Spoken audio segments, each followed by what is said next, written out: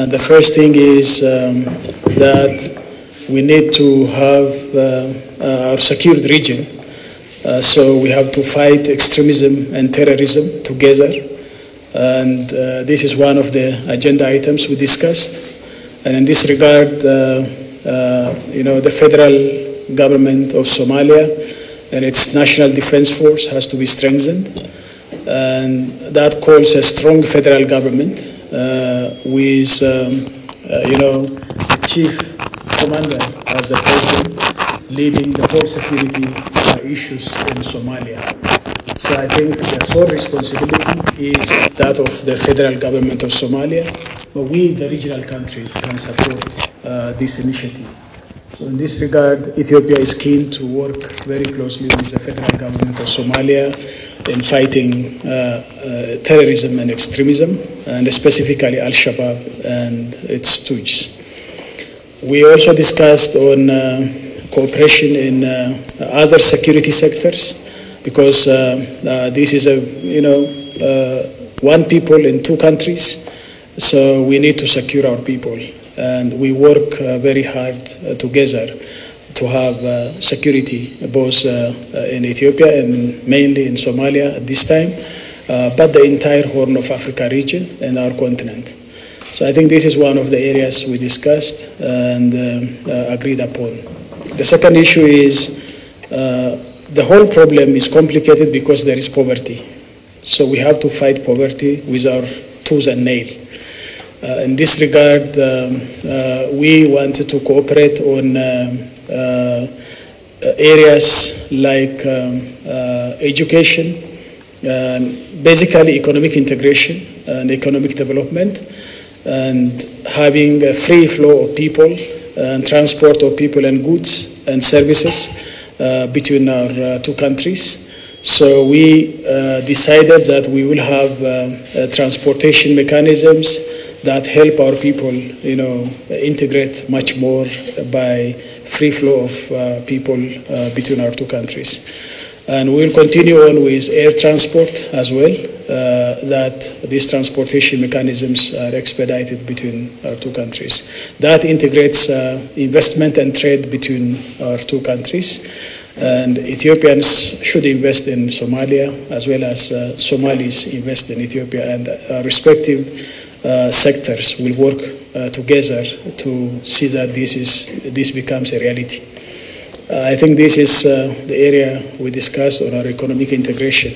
Beyond Ethiopia and Somalia, we also discussed economic community of the Horn of Africa, where we, the same people, should have more close economic integration.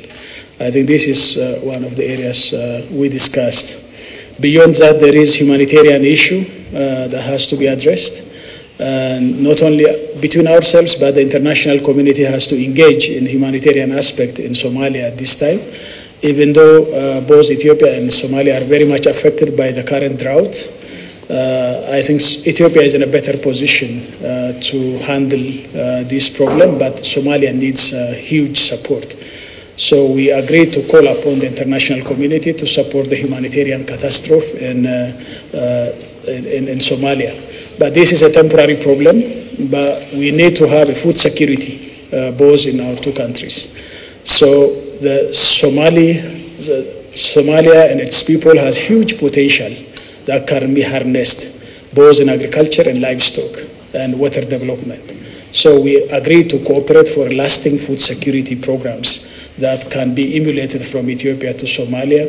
And we agreed that expertise support can be given from Ethiopia to Somalia until they come up with a strong national system in Somalia. So I think that for now, the humanitarian issue has to be addressed as quickly as possible. Besides, I think a new partnership agreement recognizing the federal system of Somalia needs a strong federal government in Somalia, and also regional states which has got constitutional rights that can be worked out. But this strong Somali federal government means handling its security issues properly and strongly, and coordinating whatever happens in the country. The sovereignty and territorial integrity of Somalia is very important, and that has to be observed. So I think this is one of the areas that builds trust amongst countries, and specifically now for Ethiopia and Somalia. So respecting the sovereignty and territorial integrity is one of the pillars for our relationship. And in this regard, Ethiopia is ready to work on the establishment of a strong national defense force in Somalia. Whatever the Somali federal government asks us, we are ready to cooperate. But the sole responsibility of securing the country is that of the federal government of Somalia. So that has to be underlined in a proper way. And again, the diplomacy and foreign policy is led by the federal government of Somalia, and Ethiopia is ready to work directly and in a direct line with the federal government of Somalia. So I think these are the main issues that we have discussed, and any further issues can be elaborated by the President. And thank you, Mr. President. Thank you, Mr. Prime Minister. It's a really great pleasure for me to be here today, and thank you for inviting me and my delegation to this state visit so soon after I was elected. So I wanted to thank you again for that. Yes, we discussed many issues, including what the Prime Minister has said, that the Ethiopian government will deal directly to the federal government of Somalia in the area of security, because we're already working on to bring peace and stability in Somalia by fighting against terrorism and Al-Shabaab, who associate with Al-Qaeda. So we have that history, and we have done a great job, and we will continue to strengthen that relationship. Also, we discussed that the foreign policy is also, that's the role of the federal government, according to our constitution, meaning that the Prime Minister and I will work together very closely. His government and my government will have direct line to communicate in any issues that pertaining to our foreign policy. Thirdly, the monetary system also lie on the federal government, which definitely the federal government is in control when it comes for monetary system of the country, as well as immigrations. There is a lot of movement between borders, and some of those people may be Al-Shabaab or terrorist organizations. We will definitely communicate and collaborate the immigration issues. So after all, this is a new day and new era for these two great countries to work together to bring peace and stability in the region. Also, we discuss about how we can fight poverty and improve the quality of life of our people. And to do that, definitely we have to increase the trade activities between the two countries, and also to develop livestock, agriculture, and other areas we can work together. This has been a fruitful discussion and great meeting, and definitely our people will benefit if we work together very closely, and we are ready to do so in the near future. And again, thank you, Mr. Prime Minister, for your open and hospitality for me and my delegation. Thank you again.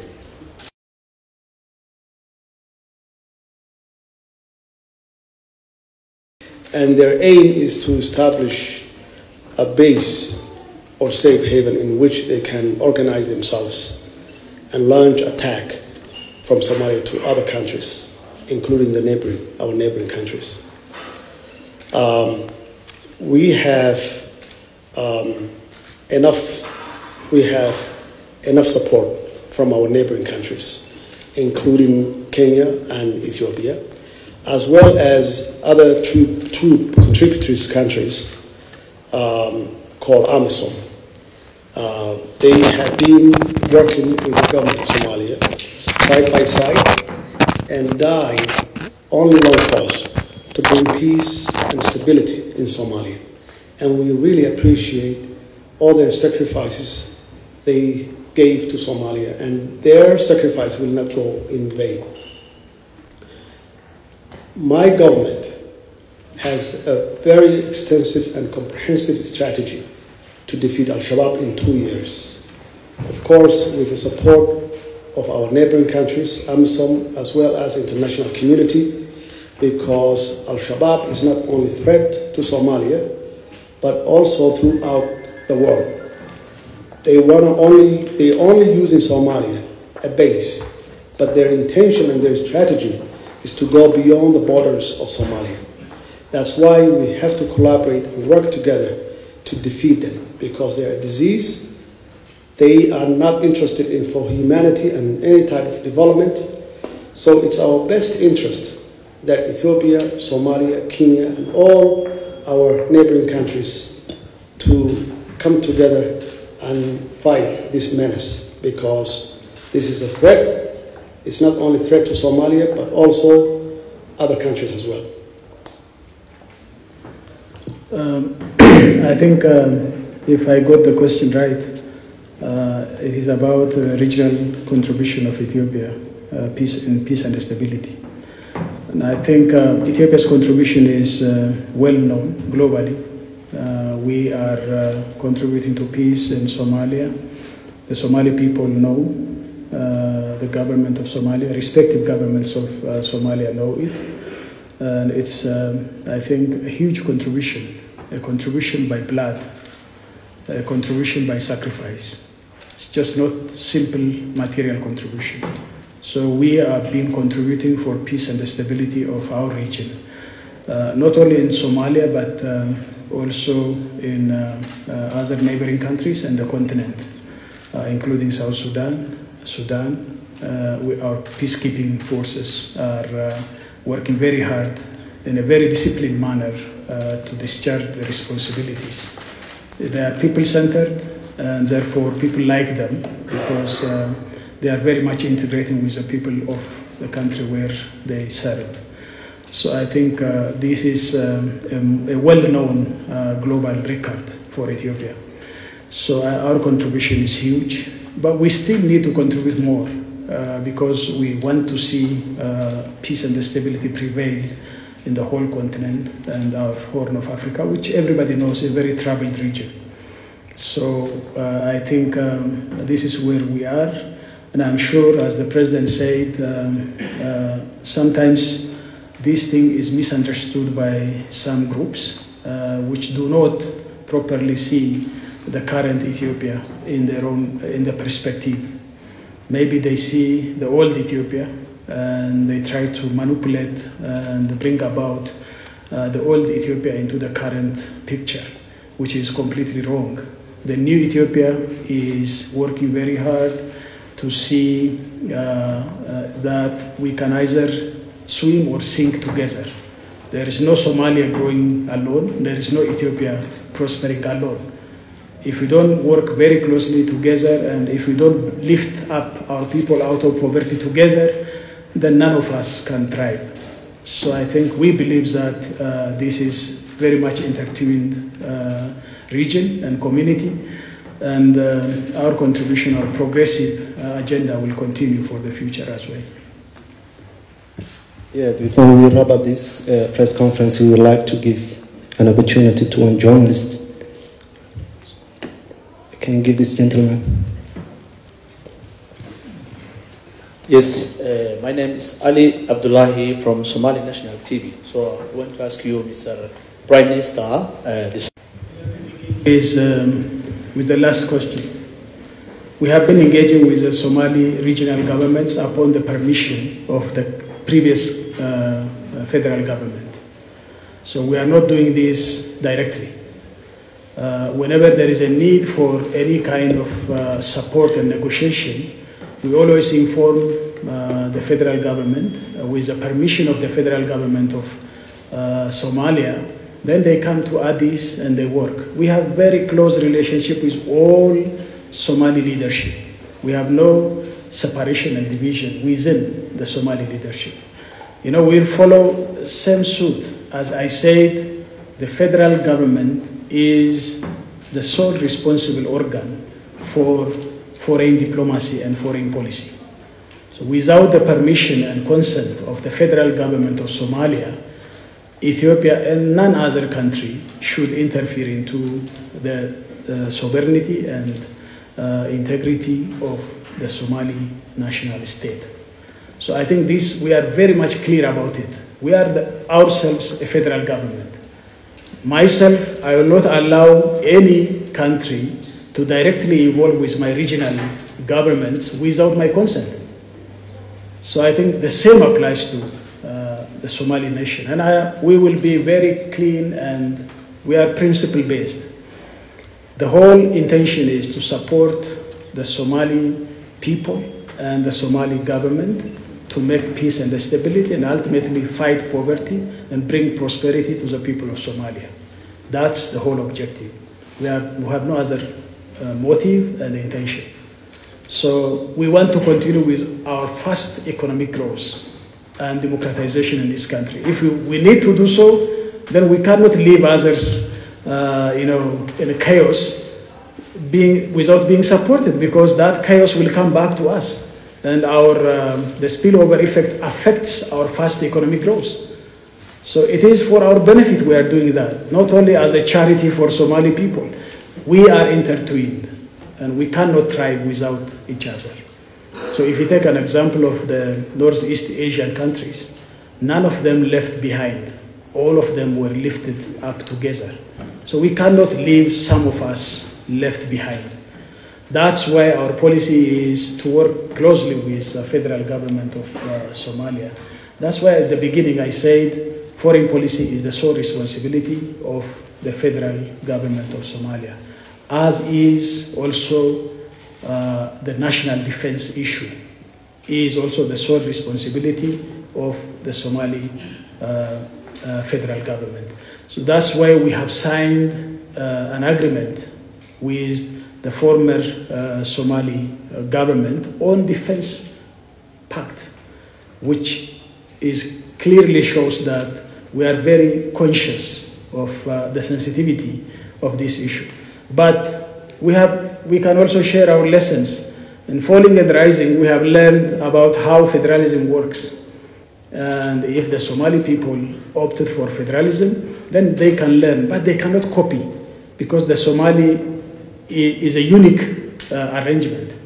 But there are principles that can be learned from Ethiopia and elsewhere where federalism has been working. So I think this is the first issue. And the second issue is, in London conference, as a leader of IGAD, or as a chair of IGAD, I have the responsibility to represent IGAD as a regional bloc. In this regard, the first thing is there should not be many cooks. There should be coordinated support to Somalia. Until now, the support of the international community to Somalia has not been as successful as it is, because there are a number of hands getting in there without being coordinated. So this is an opportunity for all the international communities acting together, speaking with one voice for a coordinated support to the Somali government and its people. So I think that's the first thing that we have to achieve. The second thing is Somalia needs peace and stability, and of course there is contribution by the international community, but there should be a prescribed period of time where Al-Shabaab should be eliminated and the Somali Defense National Force be established. So I think this is the first agenda item that should be discussed and agreed upon. The second issue is recovering and reconstructing Somalia. Somalis themselves are not able to do so by themselves at this time. They need support. major countries, even Europeans, after being destroyed, being supported by other Western countries to take off. This is high time for Somalia to be supported, like the Marshall Plan. That has to be there for Somalia to take off. This is high time. And the third issue is humanitarian aspect. You know, now there is humanitarian catastrophe in Somalia, and we believe that this is, even though it's a temporary problem, as I said, but should be supported as quickly as possible. So I think these are the three major issues, but the partnership issue, lastly, is very important, and we should have a coordinated partnership being demonstrated.